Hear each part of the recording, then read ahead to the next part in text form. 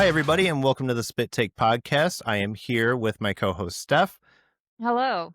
And joining us today are two special guests. We have Zuzu Weingart and Kyle Weingart, and they just released a new movie, Cuisine de la Pocolypse. Sometimes it's hard to say. But Kyle is the writer and director, and Zuzu is the producer and lead actress. So welcome to the show, guys. Thanks for having us. Yep. Oh, I think we lost Might have Zuzu. lost Zuzu, yeah. That's all right.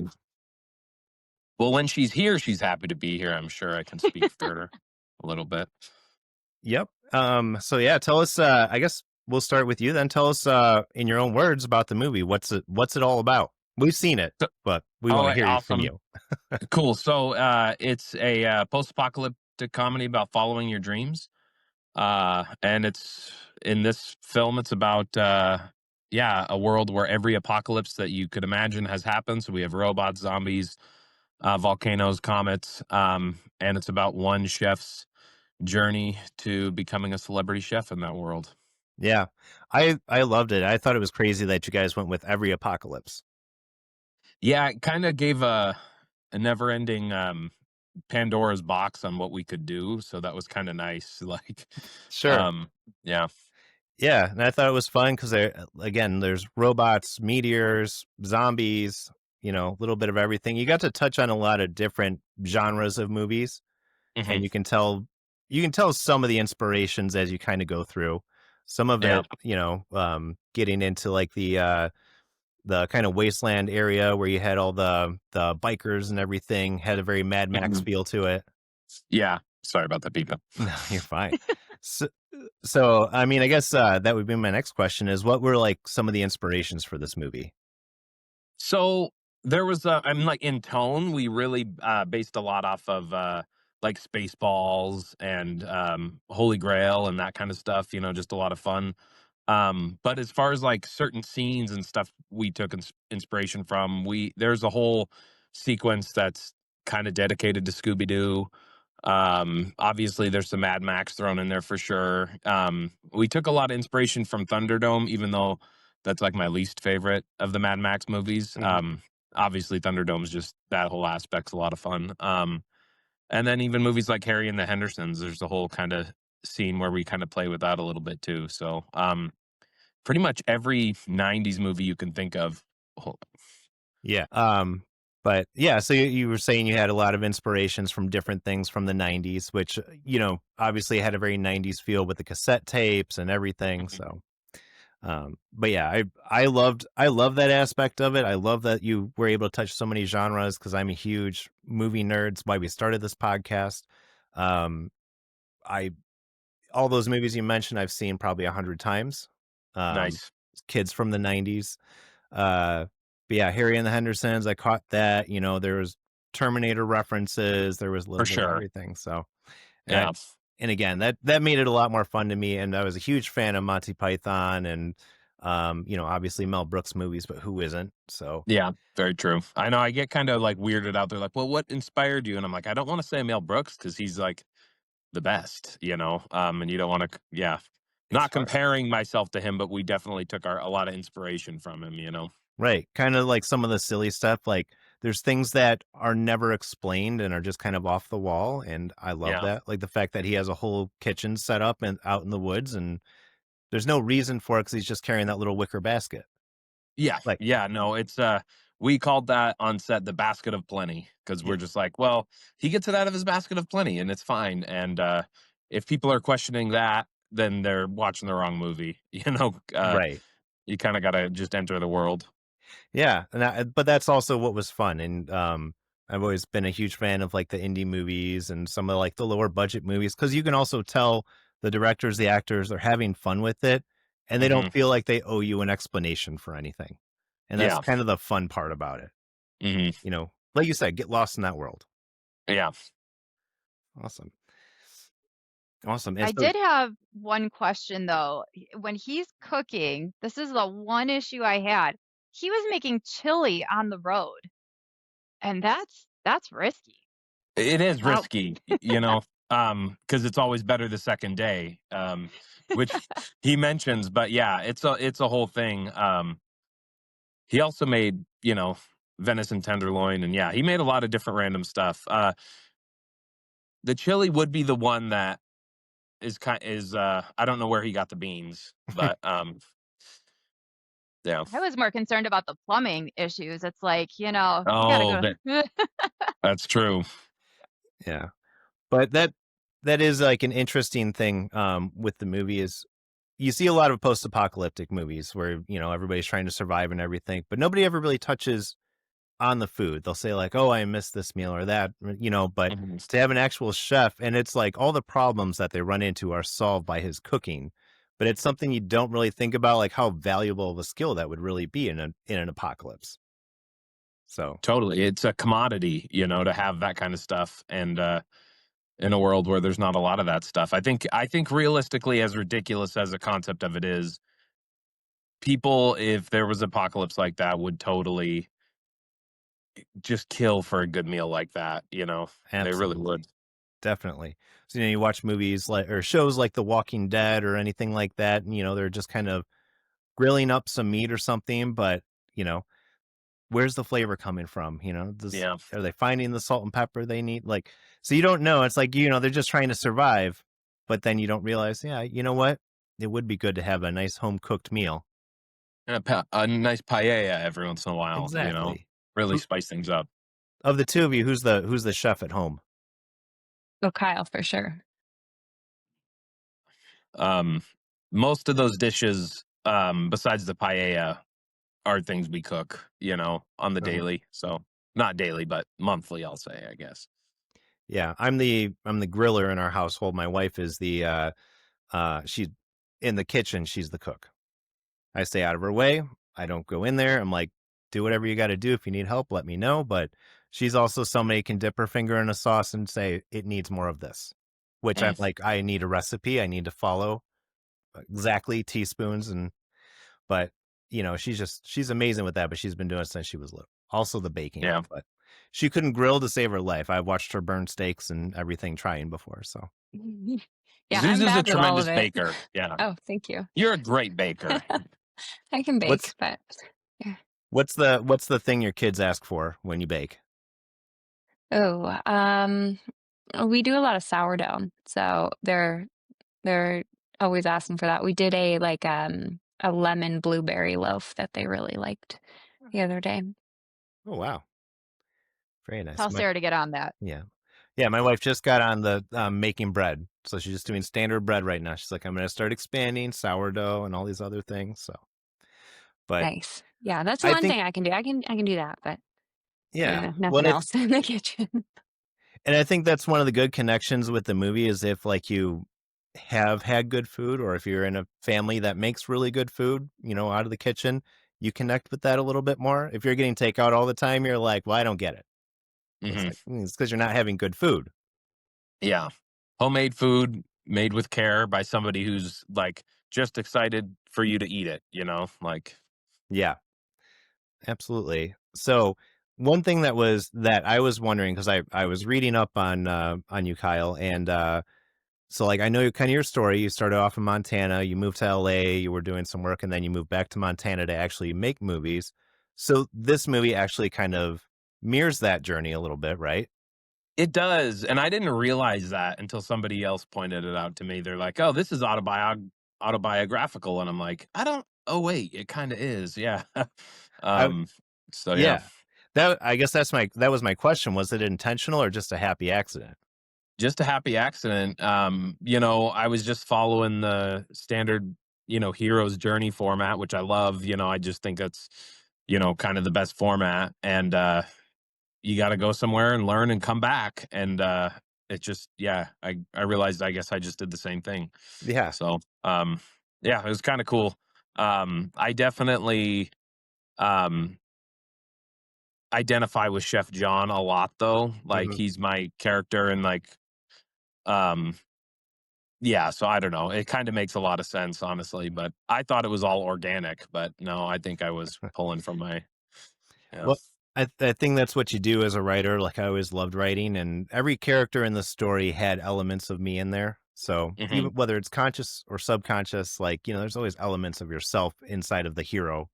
Mhm. So You're probably just writing it without even knowing. I know. I'm like, oh, this is so interesting. How do I come up with this crap? You know? This is my life.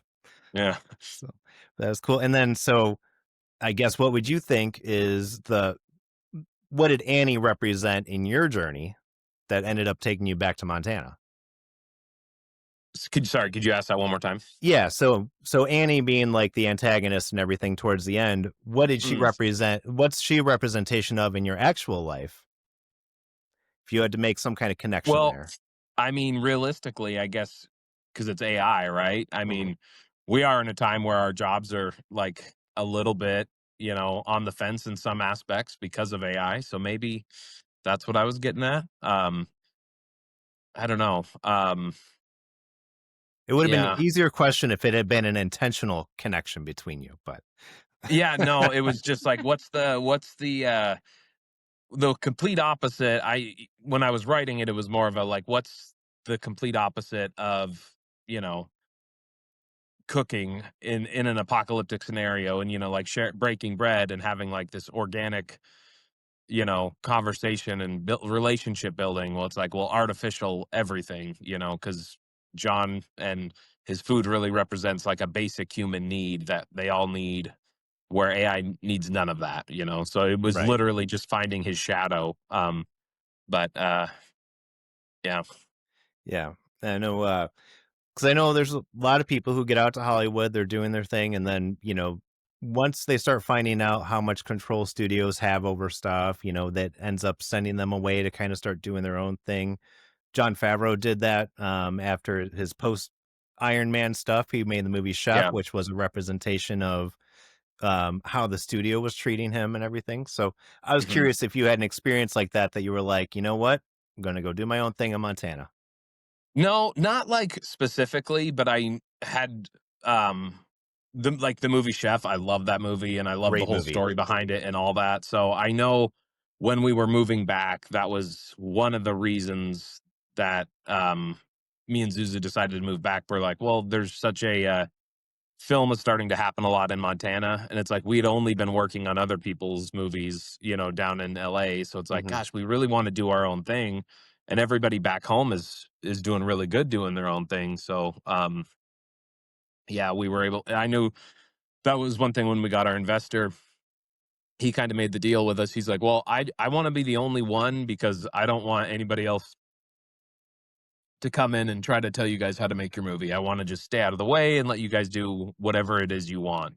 Um, so yeah, we had pretty free reign on set to tell the story as ridiculous as we wanted to tell it. That's So yeah. and that's awesome, and that's what I love about indie movies, and, like, the indie market everywhere is taking off right now, Hmm. because people are actually telling their stories or their versions of the stories.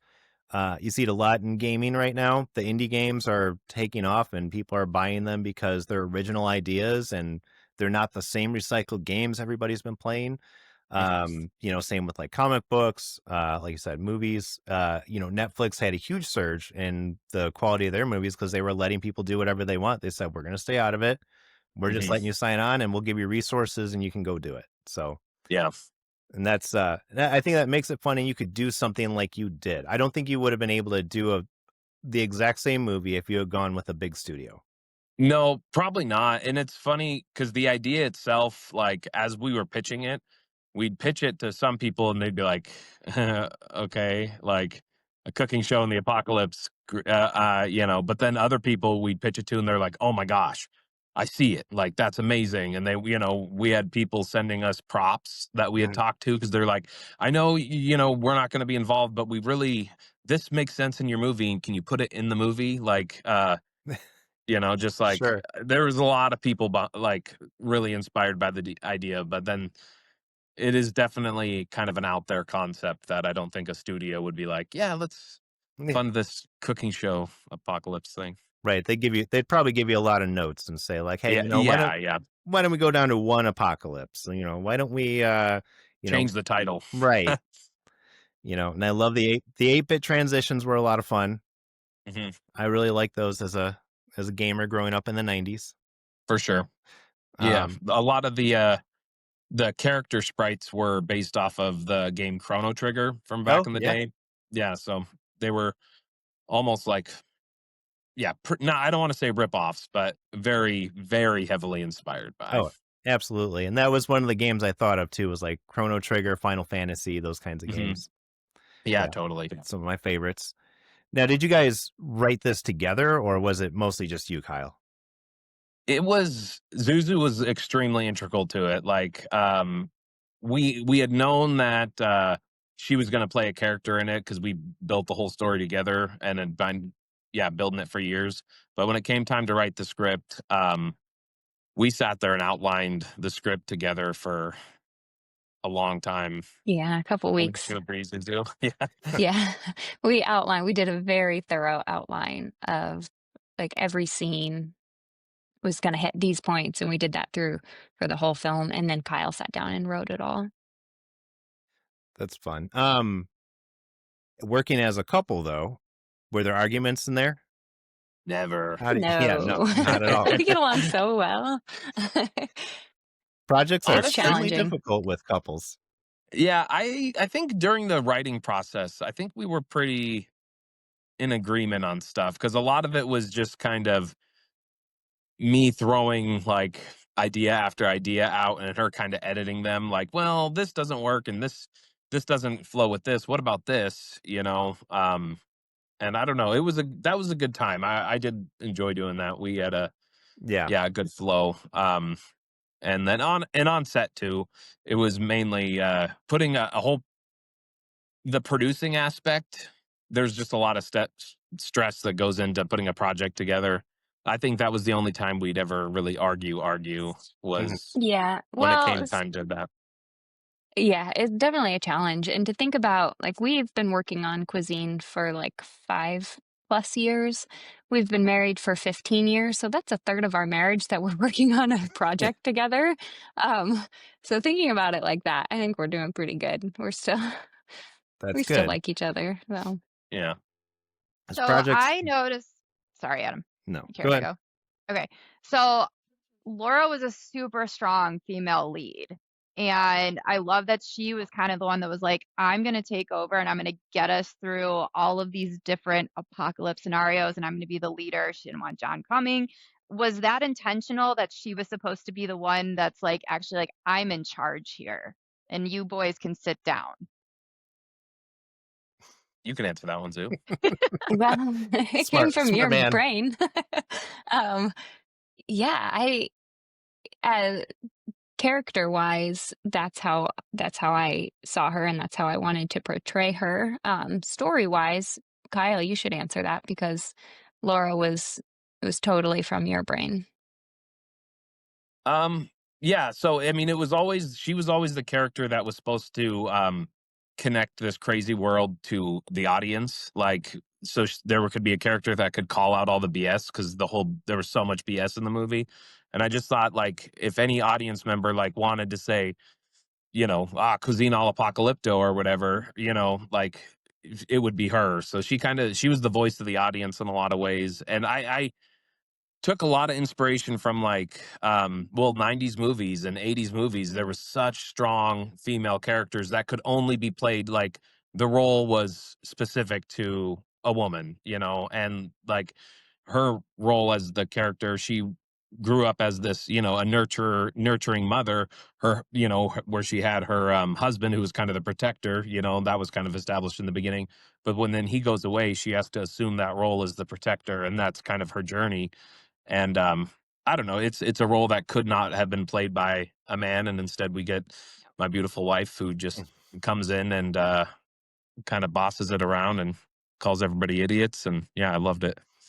I loved it. I mean, you were my favorite. So I Thank was you. happy That's awesome. watching you and like getting into it. I was like, I would do the same thing. I'd be like, absolutely not. We're not doing this. What are you thinking? What's wrong Yeah. with you guys? Steph Yeah. often refers to herself as the unofficial matriarch of the family. Like she controls everything, and we're all kind of like, sure you do. I do. I do. It's fine. So yeah, so I related very well to that. And I'm not as big of a movie buff or nerd, if you will, as my brother is, or any of the males in my family. So like it was nice to have a relatable character for me to be like, okay, that's more on like my speed. And it made the movie Yeah. that much more fun to watch as well. Awesome. I'm so glad to hear Yeah, you and a say lo that because that was the intention there to ground just to kind of ground the whole thing and to connect with the audience. Yeah, definitely gets a little goofy, and no offense, but Andy was my favorite character in the movie.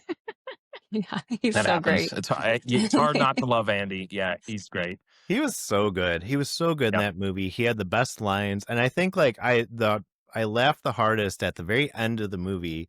When I believe it was your daughters with like the girls were giving him a hard time, and he just like yells back at them. He's like, "They're so mean." I was like, Yeah. "That's a real response to children." Yeah. No, it was a blast, and he's an up and coming actor for sure. He's going to be in some big stuff. He's gonna Extremely go far. talented. I Yeah. thought that while I was watching it, I'm like, he did such a good job selling that part. hmm But the fact that he has multiple parts throughout the movie is also funny. But Yeah. No, he had a lot to do, and sometimes we go into these scenes and we're like, okay, well the coverage is simple. Oh, except there's 7 of Andy, so we have to, yeah, shoot this 7 different times. Yep. But yeah, it was a lot of fun. Yeah, he was great. I liked Lando too. He was hilarious. And I He, read, he's a yeah. I was gonna say, I read that the movie was originally just supposed to be John and Lando. Yeah, we made a few different proof of concepts, and the very first original one was just and it used to be on YouTube. We took it off when we made this released this, but there's a 20-minute short film about Cuisine de l'Apocalypse, and it's just John, and his actually name was Nilo in that one, which is the actor's real name. But when we did the feature film, he's like, I don't want to use my real name. Sure. But so we changed it to Lando by committee. It was like a couple of days, I feel like, before we started filming. He's like, "Oh yeah, I don't want to go by Nilo," and we're like, "What?" Yeah, we didn't have a Then name for Lando until it was, I think, yeah, maybe the day before we started shooting. We're like, what's his name yeah, gonna be? So you had to go and through the script and be like, all the places where they say his name, we got to change it. yeah, Yeah, and which was but challenging. I end up liking the name Lando. Yeah, I think I Hmm. thought it was a great choice, especially because it's spelled EAUX, um, which is just such a well, Lan and then dough, but the dough is EAUX. Yeah. It's such a Lando thing. It's just it was perfect. But Yeah, yeah, it was a challenge for the actors for sure. I know a couple of times people said Nilo in the takes, and we're like, oh, we can't use that. We got to do it again. Hmm. Yeah, and he had some very funny dialogue in there. The part where they're having dinner with Annie and everything, and he's just like, and she talked about her dog a lot. Did anybody hear? Like, she's talking about her dog, like it's just something kind of out there that would be in almost a real, very real conversation, but also played for comedic effect.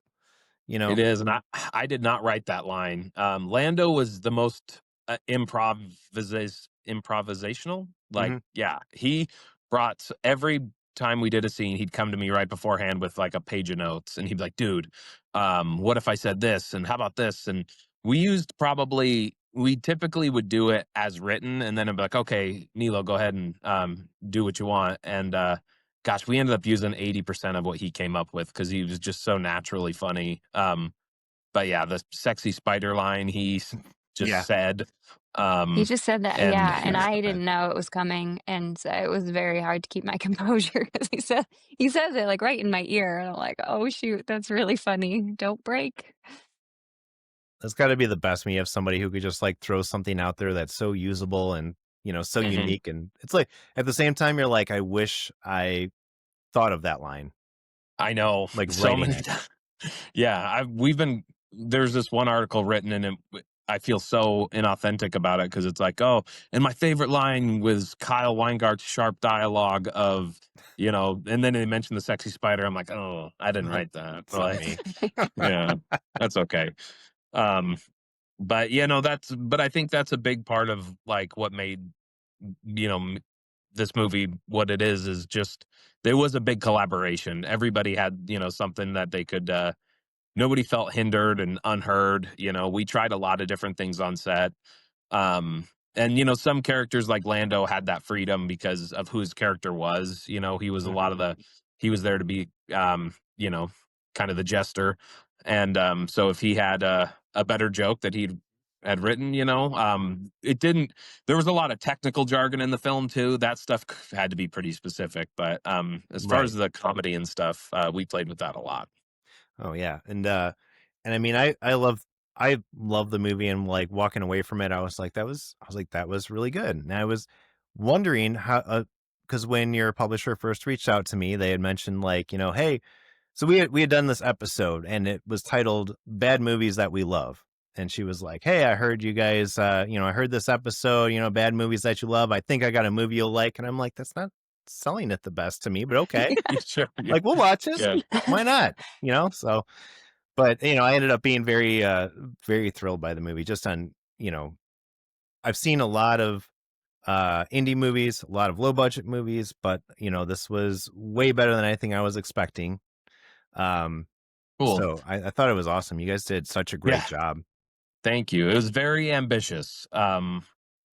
Yeah, very ambitious, much bigger than we had originally planned. Especially, originally when it was just John and Lando, it was a disease. There was one apocalypse, and everybody was gone, and it was all about the cooking. But then once we kind of brought in the concept of every apocalypse, then it was Mhm. like, hang on, and we just, yeah, very fast paced, lot going on. It does. um we have like some pretty dedicated fans that watch it a lot. Like this kid I was talking to the other day, he's like, "Dude, I've seen it 17 times now, and it gets better every single time." And I'm just like, "Dude, he's probably seen it about as much as I have now." But yeah, it's very fast paced. There's a lot going on. I mean, we were trying to get it down to like an hour and a half, because that's a typical comedy, but there was just so much in there. And yeah, I think it finishes at an hour and 48. Yeah, Um it was a little bit but of a longer movie. yeah, Yeah, it was, but I mean, I don't feel like it really wasted any time either. There wasn't a lot of filler in there. no. Yeah, and we didn't really cut anything either. I can't. We cut one scene from the film, and that was something we shot after the fact, anyways. I mean, we cut down certain aspects and cut a few lines here and there to tighten things up, but it's pretty close to script. Okay, very nice. Well, yeah, it was. I guess that was tons of fun. Do you guys have a new project you're working on right now? We do. Zuzu's got one she wrote. Oh, awesome, Yeah, it's very awesome. different from Cuisine, but and yeah, we'll be shooting in 2026.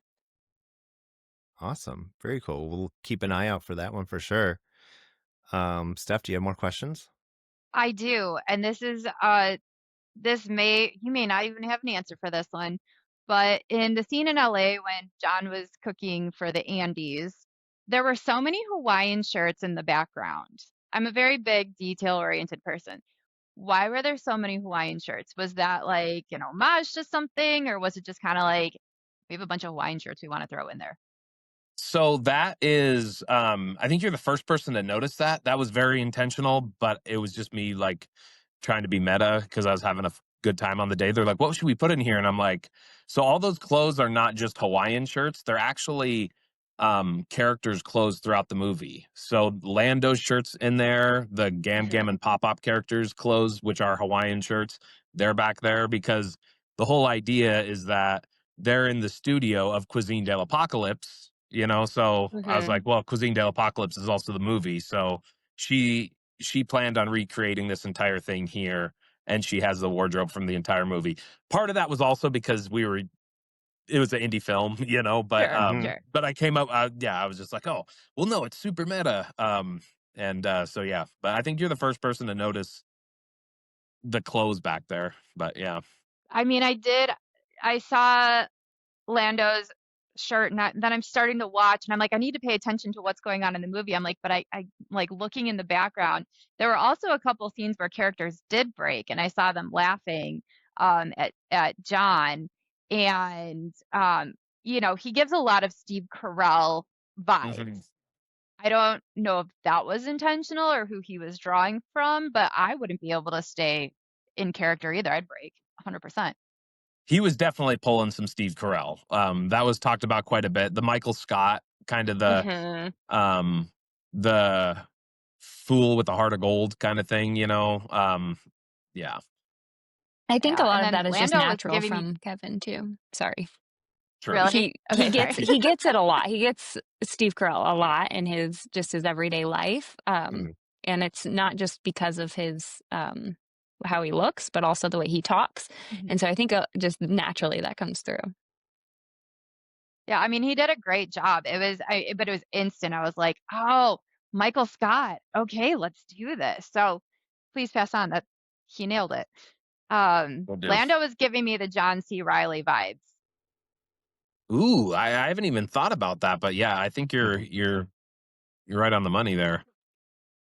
Yeah, I'm like watching, I'm like, okay, this is all because there's a lot of influence in there from the 90s, as you guys had said. Mhm. So it was fun to watch as somebody who was born in the early 80s and like kind of growing up in the 90s. Like I recognize that. Like I never know what it's called, but the blue squiggle that was on like every background growing up in the 90s and on like Yeah, the yeah. paper Mhm. cups. The paper Oh, water The cups, yeah. Yeah, yeah. I was which like, is maybe I'm dating myself here. I don't know. yeah. Well, which is one of the reasons that the movie connects real well, I'm sure, with more people who grew up in the 90s. There's a lot Mhm. more connections there. Like I said, that just between the transitions, all your, all the little pop culture references you did. And I was like taking notes. I was like, I'm like, okay, I got that one. I got that one. I got that one. Very nice. Yeah, But I'm sure there was a bunch that I missed too. And the next time I go to watch it, I'm definitely going to keep more eyes out for it. sure. Well, and a lot of it too was the actors like Lando, Nilo always bringing me notes. He was like, dude, I'm just like the guy who says all the pop culture references. He's like, so he started coming up with other ones like the scene where he starts going off like from Training Day. There's that Mm-hmm. scene where he's like, I'm gonna have your hardware making spreadsheets in Pelican Bay. He just made that all up. He's like, dude, I'm gonna do this whole riff off of Training Day and Sam Denzel.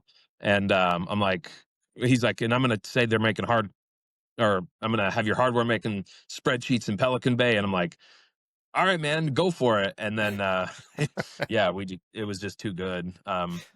And kind of within character, he really understood Lando. Yeah. Yeah. And Then, having Amelia Rivera on there, I'm Mhm. actually rewatching Sons of Anarchy for the probably 20th time. So when this came across, I looked up who everybody was and who's playing, and I was like, okay, well, I'm actually more excited about this than I was previously. So, Yeah, he was He's awesome. so He kicked a great. lot of Mhm. ass. Yeah. yeah. And he just made it. I mean, we had sorry, the loud car going by.